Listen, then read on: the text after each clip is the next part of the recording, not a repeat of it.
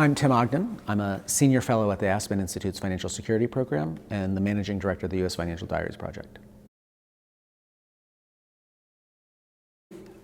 Income volatility was a big finding of the U.S. Financial Diaries Project, but there's still a whole lot of questions about what exactly income volatility is, how many people it affects, how big of an issue it is, how are people coping, who should we care about? What's the right unit of measure to look at income volatility? Do we care about bi-weekly basis or monthly basis or quarterly basis or annual basis? And the answer is it's not really clear to me. And so I was hoping to hear a lot of what other people had to say and how they were thinking about this problem. Another dimension of it is, should we think about this primarily as an income volatility problem or an expense volatility problem?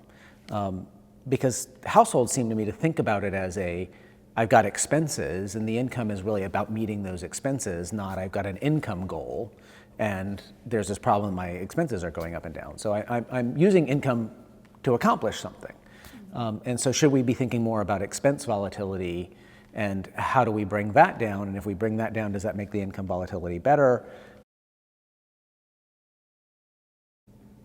In terms of what we can do about all of this, coming from a place where I do of skepticism of how much we know about what good things to do are, one of the key questions I've been really thinking about is what's the role of increasing savings so that families have a reserve fund and have some resiliency to deal with income volatility versus helping them pay down debt? Because a lot of these households are carrying actually quite expensive debt.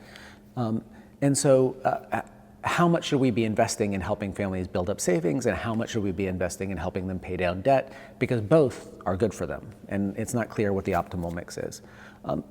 So I think there's a powerful place where we can get to of recognizing we need to help families do a variety of things and figure out how to align advice to specific circumstances.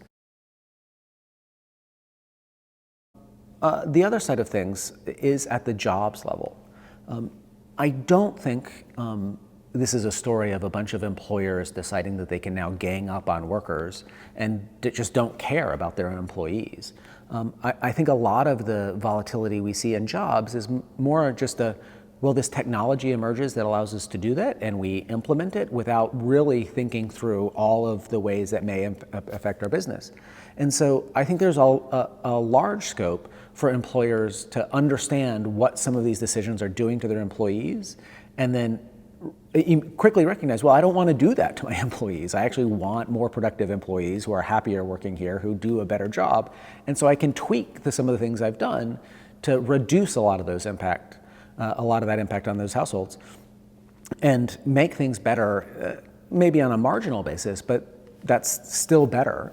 And the more we can take some volatility out of the question or out of the process for these families, the more likely that they can seize control of the parts of their lives that they really want to. And I think there's a lot of scope for employers who actually will want to do that if they understand what the issues are and what they can do about them.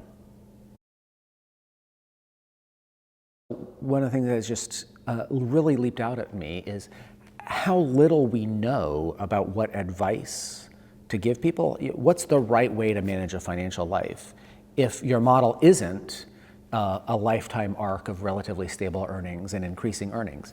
So in a world where a lot of people experience wage stagnation and then month to month or week to week volatility within that stagnant wage, the ideas we've talked about it, the way to build a stable financial life is to build a budget and stick to that budget and exercise self-control and put your savings in places to lock it up so you can resist temptation.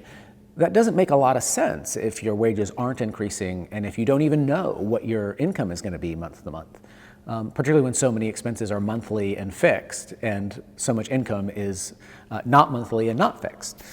And so as I've looked at the stories of households, one of the things I've thought over and over again is, what would I tell this household to do differently? Can I see a place where they could be adjusting their financial life in ways that would make them better off? And for a lot of households, it's not that there's nothing that they could do. It's that I can think of 7 different things that they could do, but I have no idea whether any of those would actually help or not.